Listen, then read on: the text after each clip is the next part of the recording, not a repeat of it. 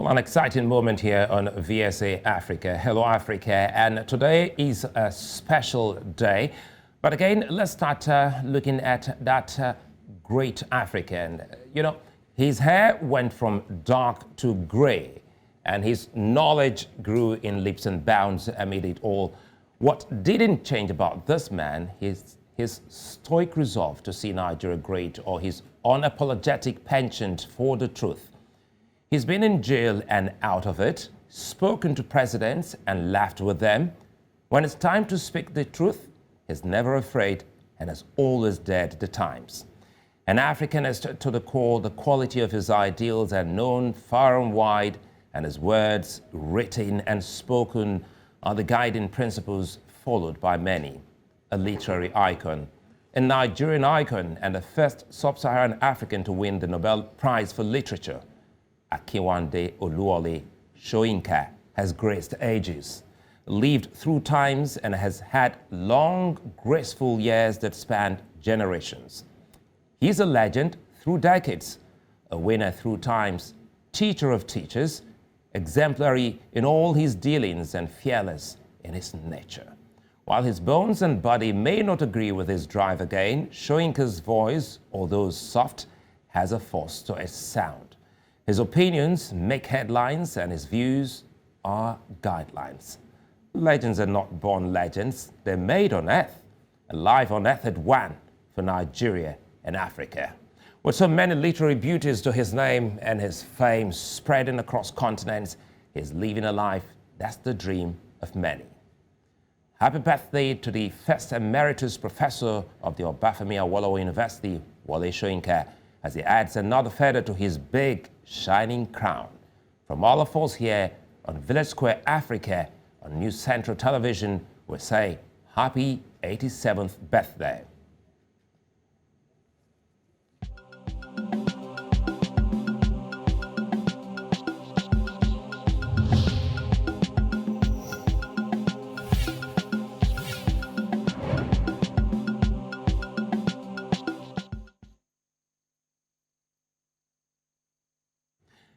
Well, that's not the crux today. We still have our exclusive with Queen Silekunola Naomi Ogunwusi. But the whole conversation about today is looking at a whole lot about religion, about tribe, about culture. The Europa Tribe is one of the most urbanized tribes in Africa and are today found in every part of the world. Now, the history of the Yoruba people dates back to time immemorial, and their existence predates their current political distributions. In the world, it's believed that there are 35 million Yoruba people, and they all have their ancestry tracing back to the same place. That place is a town in Osun State in southwest of Nigeria, the home and the beginning of the Yoruba people, Ile-Ife, meaning home of love. Now, Oba Adeyeye Enito Ogunwusi Ojaja II became the 51st Ooni, that's the traditional ruler of Ile-Ife and the custodian of the royal stool and ancestry of the Yoruba people in 2015. A gentleman whose reign has so far united warring forces of old, Ooni Ogunwusi has also worked hard to raise the perception of who an Ooni is, youthfully driven, futuristic in projection, and a friend to all. Ooni Ogunwusi added a feather to his illustrious crown when he married a beautiful, delectable, industrious, and resourceful woman who is his queen today. Queen Ogunwusi, the wife of the Ooni of Ife. Today, we are excited that she is here, and she's managed to combine her core Christian beliefs with the traditions of Ile-Ife successfully so far, and has reshaped and remodeled opinions about such coexistences. Now, through her En-Heralds Ministry, she has changed lives and has preached the word, also serving as the president of the Women in Need of Guidance and Support WINGS. She has so far proven to be a woman of high value for humans and one who greatly respects her culture and faith and is determined to make both work without clashing. Queen Silekunola has been a mother to many Yorubas through her position as the wife of the Ooni, and she is gracefully and graciously performing in her expected roles. On Village Square Africa, we'll be talking to the wife of the Ooni Queen, Silekunola Naomi Ogunwusi. Good to have you with us today. Right, good. It's an honor having you right here. Africa is watching, and we're excited having this conversation. You know, the thing here, let's first start by looking at some of the key things people want to know. They would just like to say, okay, how did it all start? You know, when you first, got, for young girls who see you as role models, they really would want to know if it's the normal kind of, wooing. It may look out of place, but a lot of people really want to know a whole lot. How did it start? Was it easy for you to accept? How did your family also accept this with you? Because I see that you are someone who epitomizes a great family value for a lot of people. So take us through this journey. How did it begin for you? Well, for me, I was busy with what I knew how to do best, which was ministry. And first it was the connection was what I was doing. And then a king would always be a king. So it wasn't like the normal kind of, you are beautiful and I think you are going to be this and that. It came in as, well, I've prayed about this. And I would let you pray if you want to. And he actually gave you that time. He said, take your time, yes, pray about it, and see. Take your time, pray about it. I'll let you pray. But I'm certain when you do pray to your God, He's going to tell you the same thing that I'm telling you today. I care deeply about you, and having prayed about it, you would be best for me, for the kingdom, and so. I prayed about it. I wouldn't have been able to do this without the support of my family because we are closely knitted together. We are very, very close, and they all prayed with me and said, we are here. When you look back, we'll be here. So. And when you look back, what's the feeling like?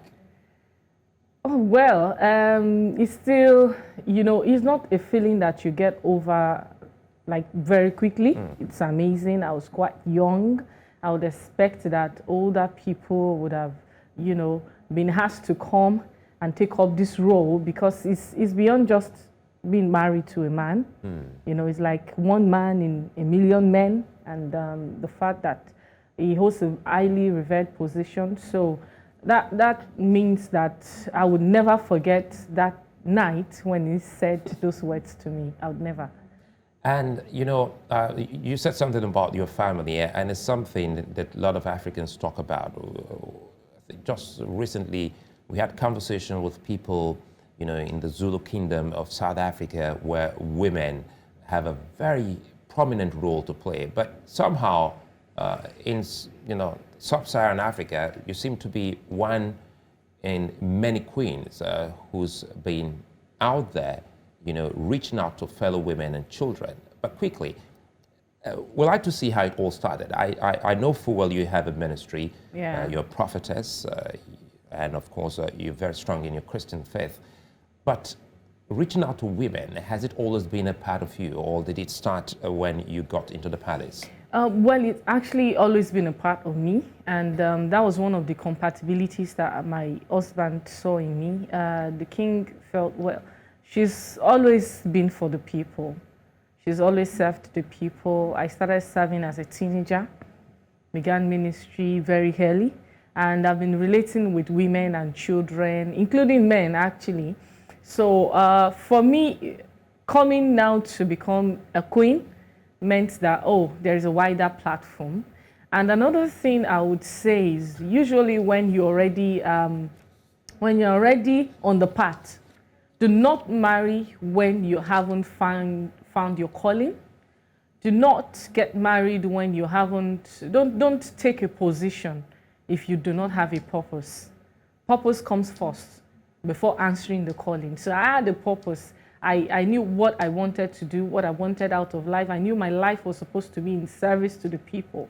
So when it came to me, it wasn't something that anything could stop.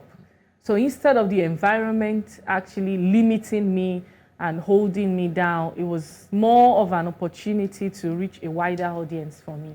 Yeah. So how do you know? You know, some African, you know, girl, child, or woman is out there watching, and she's wondering, how did the Queen know that it was time for her to leave her, you know, her purpose, to leave her life or vision? So at what point do you have this feeling that this is it? You know, the hand of God was actually very mighty on me, and I was different from my peers. I think I started doing things differently from when I was in primary school. I was very different. And you wouldn't find me playing with sand or, you know, playing with other kids. I was always doing something, you know, very matured, either asking to pray or studying. I was always reading. That was my hobby growing up. I would read. So those things actually informed, because I had times of meditations. And those things, I remember telling my mom some years back that, Mommy, I think this year, very, very soon, I'm going to start up my calling. You know, actually said that yes, to your mom? I actually said that to her. And she just looked at me, what's she saying? But it happened that year. It happened that year that I officially launched out at the end of that year, towards the end of that year, around October, in that year, 2011, 10 years ago now.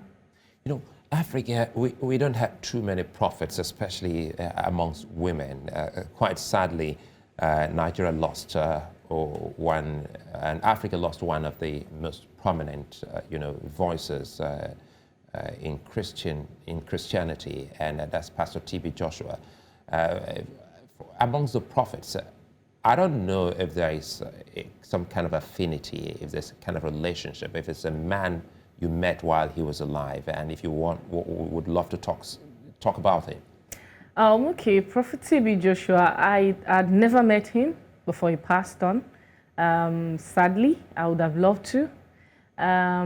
He wasn't someone I had met, but it's from my place, it's from Ondo State, and I've watched him on TV. He was a televangelist, and what drew me to him was because I was doing things that were strange to my environment. You know, brought up in a church where it's not so common. And then my parents saw strange things about me and the kind of things I was doing. So seeing him on television, I was drawn to him.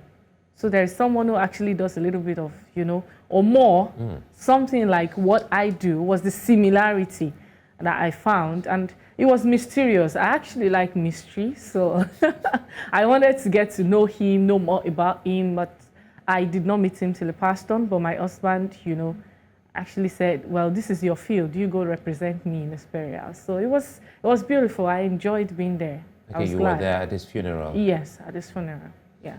You know, people watching will be asking questions. We're Africans, and we've always been meant to believe that our African traditional religion is inferior to other religions like Islam, like Christianity. And for a Christian watching you, I know something is right there in his or her head.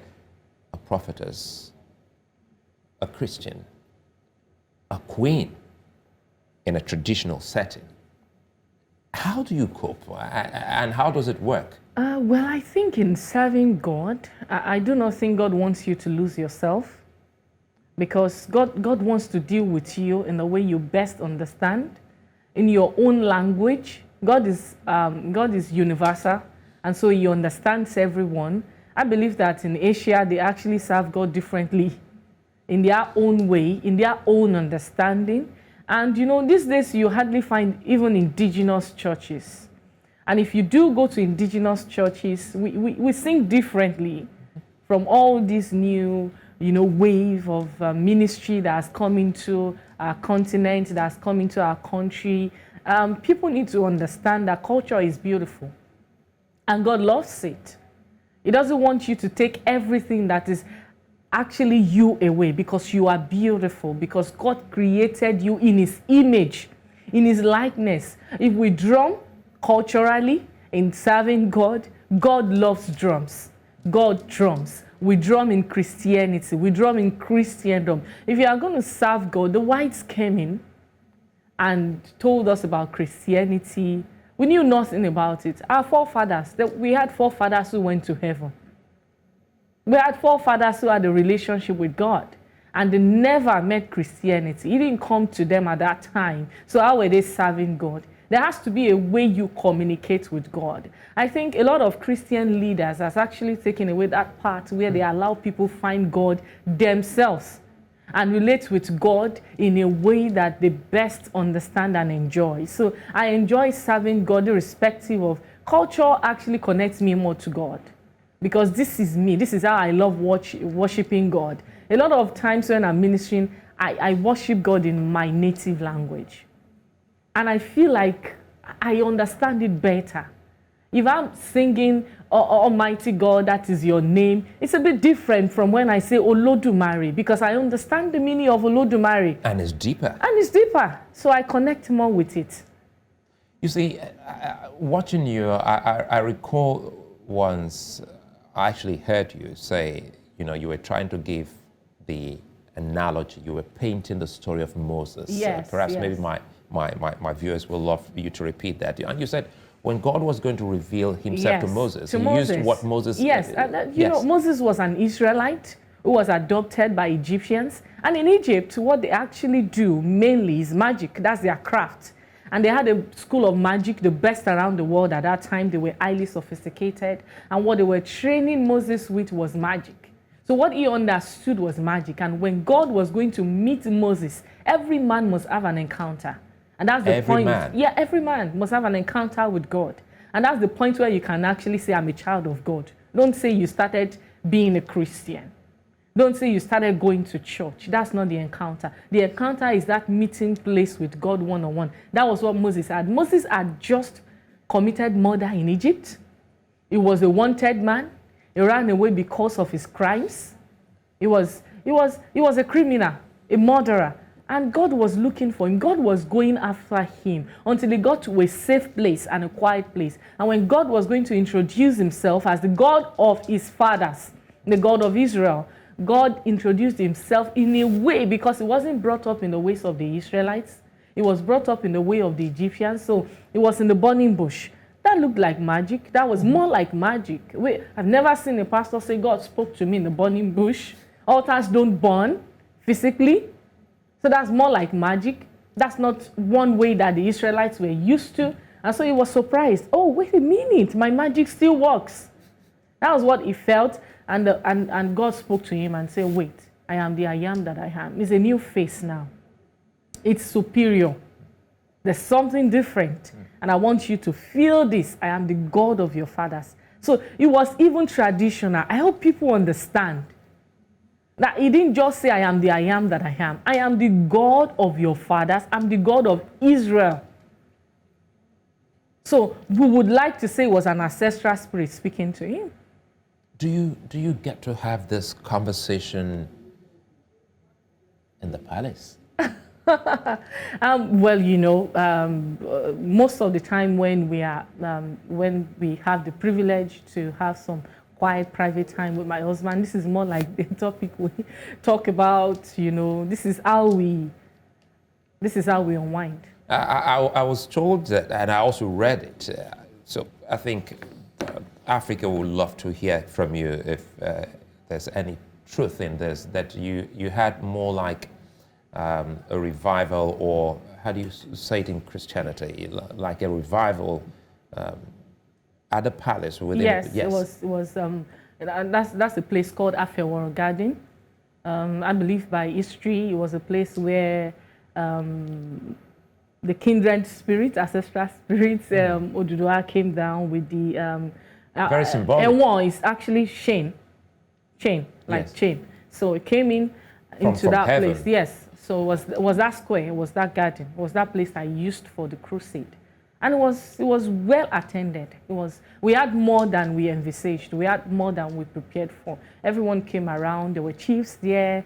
The king himself was traditional chiefs, they were there. Yes. Christians were there. Yes. A lot of people. Muslims were there.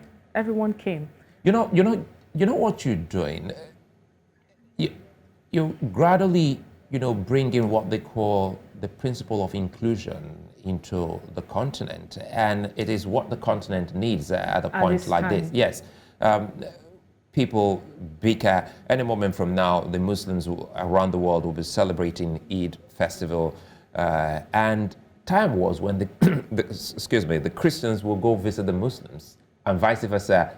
And it got to a point, there was this gap, this gulf amongst us. But when you did that, because we read it, when you did that, everyone came together. Is this something you think you should repeat or you should do again? Is there a plan that you want to do that again? Yes, I actually feel strongly that more of programs like that should come up, and it's something KBC encourages too, because if there's a lot of these programs, then all these differences and feeling more superior to the other person, you have to, one thing I'm trying to introduce here is respect. Respect. If you actually feel like what you have is more superior, you can introduce yourself without terrorism.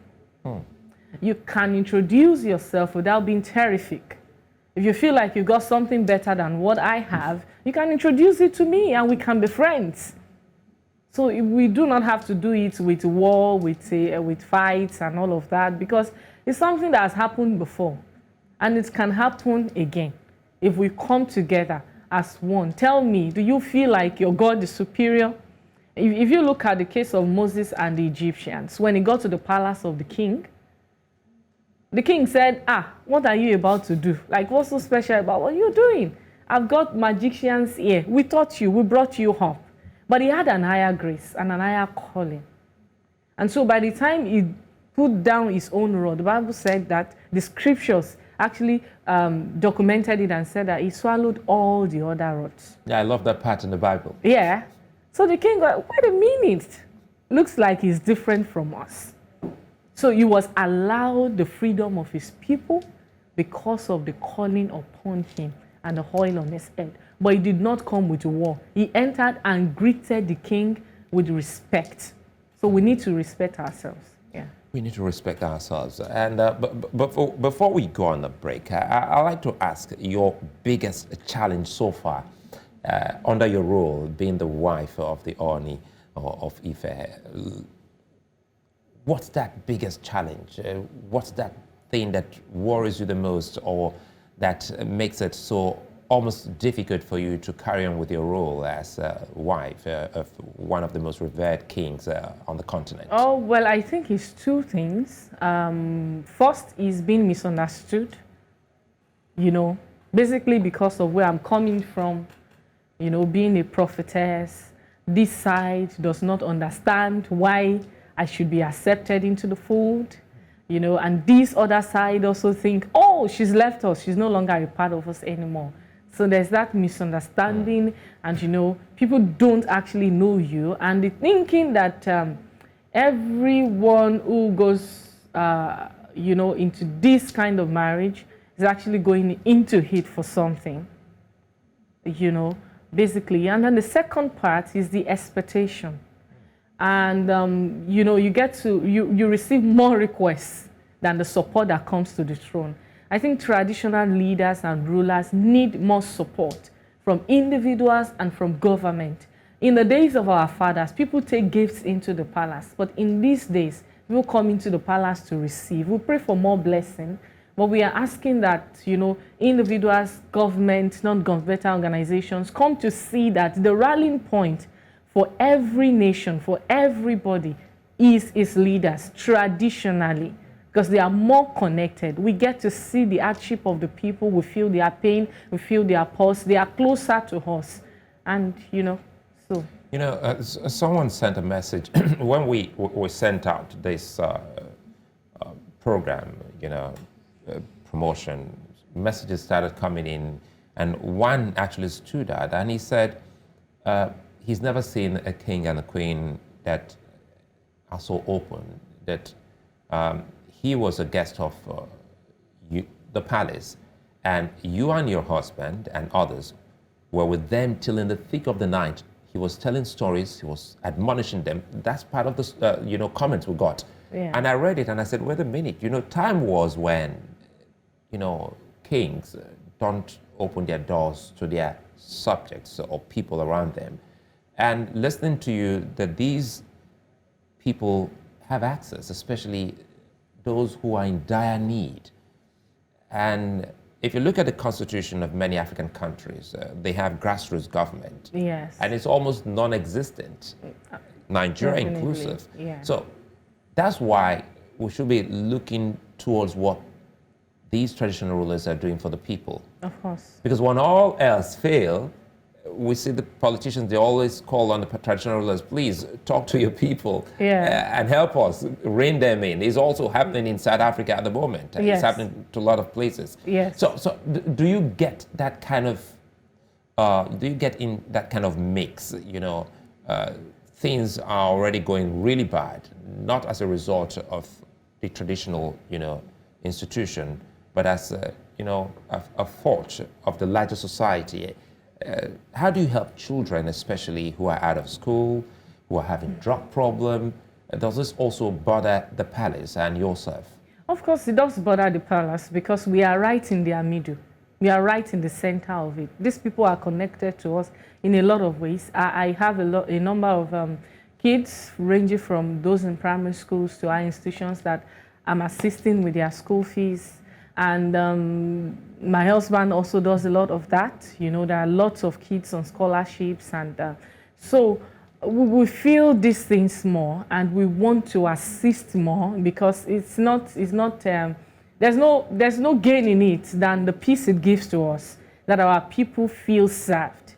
And we are duty bound. There's something that holds the traditional institution responsible. It's easier to oust a king than you can oust any local government chairman. Yes, because we are accountable to the people. We'll go on a break. When we come back, I want us to talk more about what you're doing, because it's amazing that you have a lot of children. You have been able to help, see that they're educated. And we have also seen that your group, your body, your NGO, Women in that Wing, Women in Need. Guidance. Yeah, you tell us more about that. That'll be when we return. So stay with us.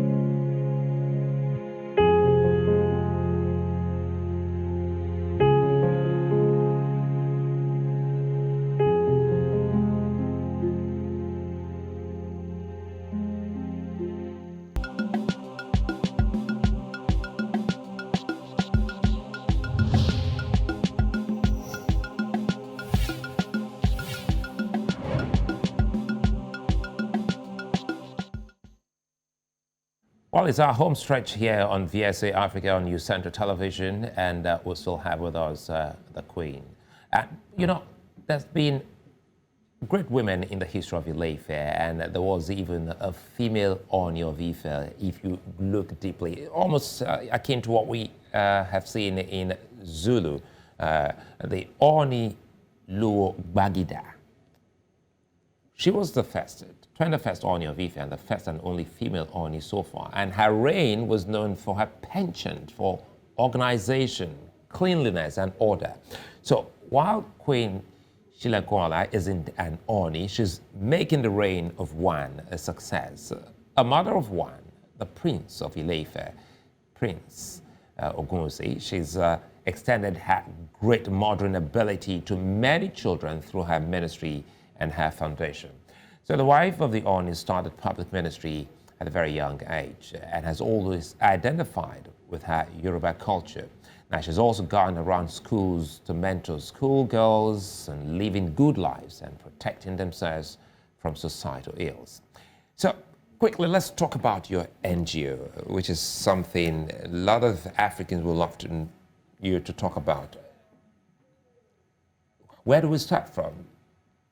A lot of young girls. By the way, before we go into the NGO, on VSA here, we've had this week where we looked at female genital mutilation, and it took us around the continent, Ethiopia, Kenya, Ghana, Kenya, Ghana, and even South Africa.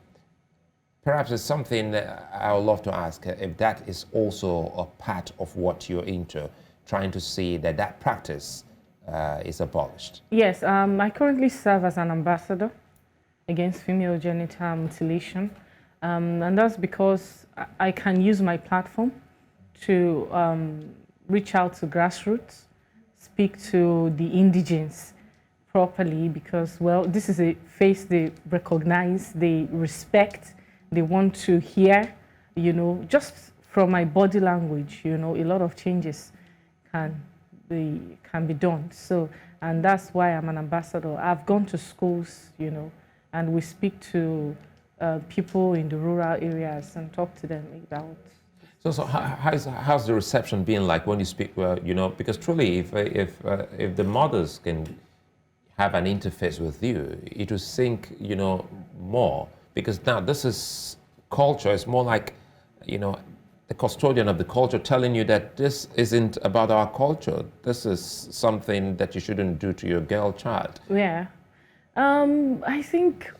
I don't know. Naturally, the mothers are excited when they listen to me or when they see me or I speak to their kids and they go back home bearing news of, oh, the Queen came to our school today and spoke to us about this and that. They call him, we receive lovely calls. Oh, God bless you, and all that. So I think it's basically because some of them don't understand the harm this does to their girls. And so when you introduce them, when you let them see what harm this does to them and what good it can be if they let these girls grow up without being mutilated, they appreciate it. And we the custodian of the culture is actually, it almost feels like you make the law. It almost feels like you are the center of everything. So once you say it's no longer like that, then it's no longer like that. So if you tell them this is not supposed to be so, then it's not going to be. So the reception has been quite good, I'll say. Sometimes we meet with arguments, we cannot say that those kind of things don't happen, but we always win them with love. Yeah, I'll come back to some other issue, but quickly here, these young girls who are out of school, you're blessed. I know you talk about your mother. By the way, the Queen came with the Queen Mother. So perhaps we can draw from your family, values. For every African out there, he or she would love to see his children, go through education. And that is what you're doing for those people. Yes. So perhaps there must be something that has actually also drawn you to helping these very young indigent Africans, get educated. Yeah. Tell us how growing up your school life, with your parents, how was it like? And if that also has influenced what you're doing at the moment for these very young ones. Yes, growing up, it has influenced me a lot. Primary school was a little bit smooth. Secondary school, my mom wanted us to go to the best school. She didn't want us to go to a school that works with her budget, a school that goes with our financial state and condition. She just wanted the best for our kids. She wanted us to have the best of educations. And so the secondary school I went to, so I can understand what it means to actually support a woman. She was working in my school at that time. She was in charge of food. And so it wasn't much she was making from cooking and selling to the students in my school. So, and then she approached my proprietor, actually a Ghanaian. Oh. Yes. Well, by the way, we have a lot of people watching News Central, you know, in Ghana, and they're watching at the moment. And it's quite good that you're talking about a Ghanaian. Yeah, you know, Adai Mesa was his name. Yeah, it was a fantastic man. So my mom walked up to him and said, I'd like my daughter to come to this school. But, you know, I can't afford it. And the man said, so what can you afford? My mom said, half of the school fees. And so I had a scholarship to pay just half of the school fees throughout my secondary school. I would never have been able to afford that kind of school, looking at our financial status, because it was for the average. You have to be comfortable to bring your kids to that school. It was Akure Academy. At that time, people know what I'm talking about, for those who can attest to this. So it was in Ondo State? Yes, right? it was in Ondo State, along Airport Road, Ondo State, Akure, Ondo State. So, and the man gave me this privilege to have the best of education. You know, sometimes when people listen to me now, they want to ask me, do you have a master's degree in this and that? Because it was personally taking us English language, and it was fantastic. It was, and he allowed me through, then my kids, sisters, everybody went through that school, except for our firstborn. And we were 6 in number. So, and he gave us the same privilege. That's a superwoman. Yeah, at some point, in fact, he waived some bills, even though it was half of the payment. So I know how, even to pay that little, how difficult it was, struggling, piecing things together. And then after that, when we were to enter the institution, because we just had 2 years ahead of us, so we're really close in class in age. We wrote exams at the same time. We were like the 6, I don't know what you call 6, when you have 6 kids at once. So it was as if she had us at once. So, and she was going from door to door, because what they were doing, my father was there, but it wasn't just enough. You know how Africa is, you know how Nigeria can be sometimes. And that's why I'm excited what you're doing, because if everyone and all of us can key or plug into what you're doing now, we can ultimately educate the entire continent. Yes, I actually have a vision to make sure that, in fact, growing up, I used to tell my mom, I want to have a school where kids come to without food, we feed them morning till evening, no uniform, we give them the uniform, no tuition. Tell me you still have that vision. I still have that vision. So books free, everything free. I just want them to have the same access to what the privileged ones have, because among these underprivileged ones are the best of us. Unfortunately, the best of us are among them. So if we can't do something, then so that's where the passion came from, to do what I am doing. You know, there are a lot of stereotypes attached to your enviable position, and you know, I know this can also affect, we're still looking at your childhood growing up. For instance, I belong to a WhatsApp group about my school. And I tell you, my high school is more closely knit than my college, my university. And I keep asking myself, how come we're still this, close when it's still farther than the university? So do you still have some of your friends you went to, high school with, secondary school? Yes. Because some will say, now that she's a queen, maybe when I say hello to her. Well, we are still very close. The way we were brought up was never to look down on anybody and to always be pleasant and kind. My mom would tell you, your smile makes you a queen.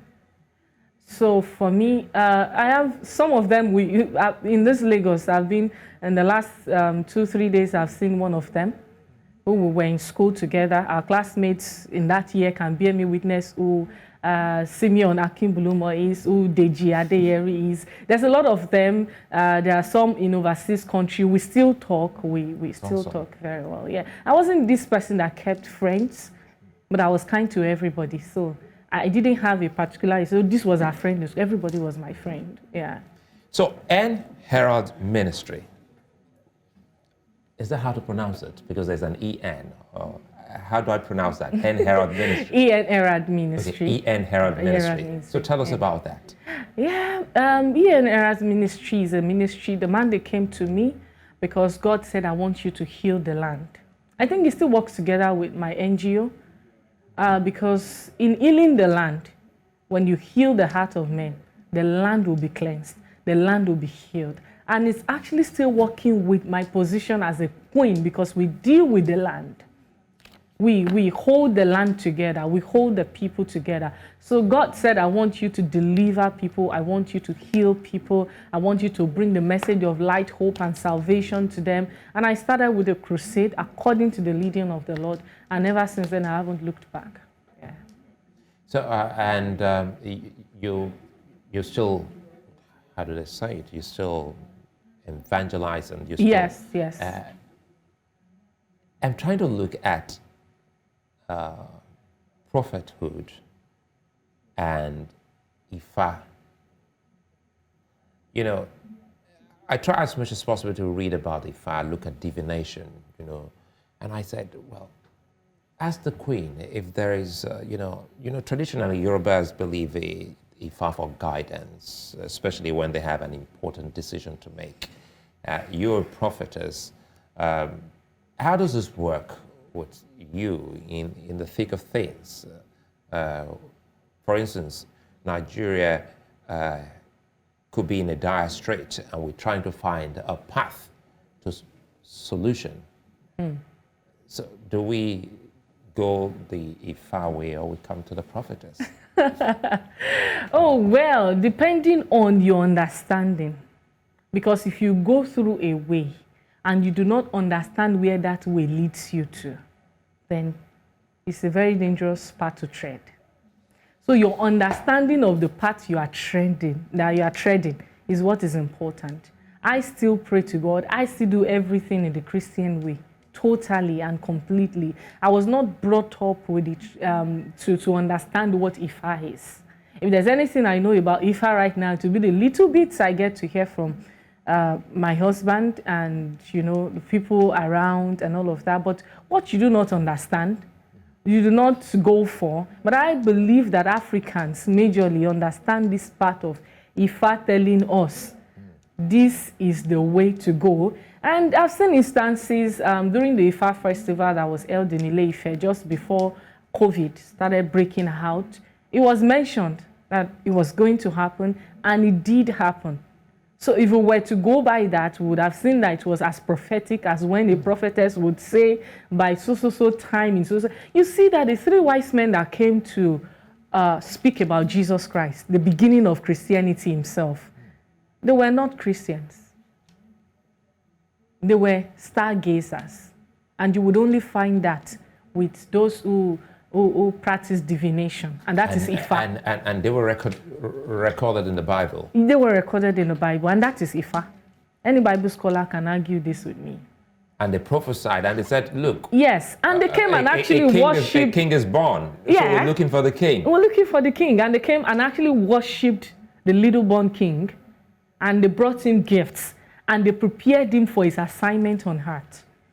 Every one of his assignments. They brought him gold, they brought him frankincense, they brought him the perfume that was going to prepare him for his death. You know, I'm forced not to let out a chuckle. And I'm asking, I said, so is anyone going to tell us that the three wise men wouldn't make heaven? Of course, they were messengers of God. Because the Holy Spirit, because an angel stopped them when they were going back to Herod. They were going the wrong way. They were going the wrong way. So they had the Holy Spirit directing them. So spirituality will live in a world of mysteries. In a very deep world of mysteries. Because they were met on the way and they said, don't go back to that king because he is planning to kill the child. So go back this way. So they did what they were asked to do. And Mary, the Bible said that Mary sat down and she was thinking about the things they were doing, everything they said in her heart. So they were the first people. No prophet came to recognize Jesus. In fact, the prophets were asking if he was the one or not.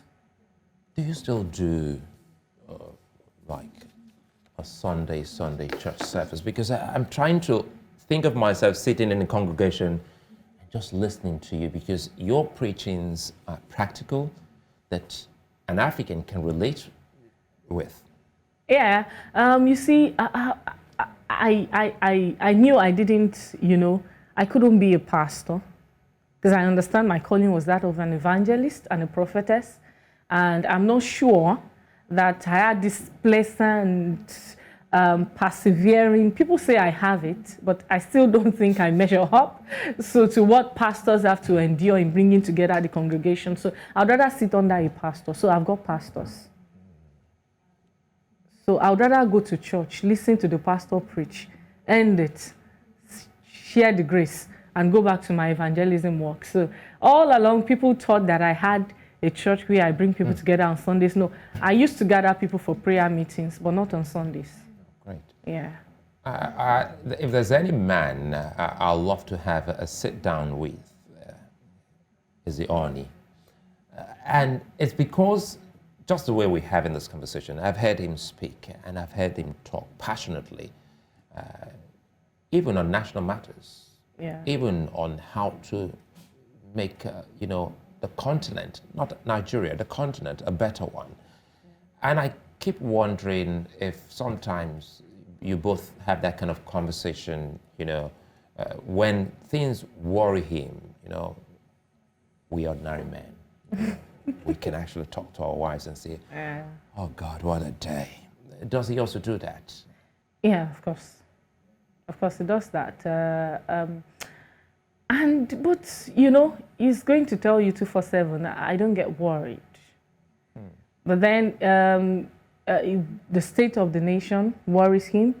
And the state of Africa worries him. He wants Africa to be great. And then he has worries about the fact that, the people.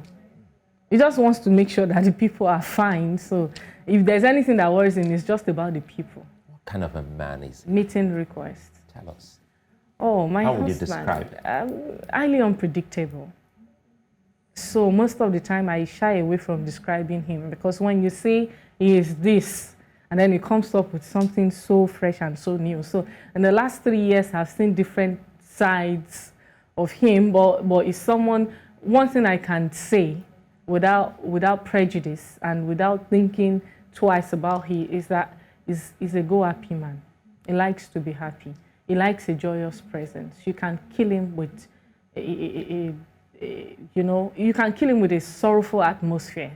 He likes to be in the midst of people. He enjoys people. He likes to be in the midst of not just one person. So I would look at him as, there's this cartoon that kids watch. There's this Shrek cartoon that had a lot of kids. And so he's this kind of person that wants to be in the midst of people. He enjoys the people. He wants them to be all over him, jump around him. The revered position does not allow him to, have human contacts that much, but he enjoys it.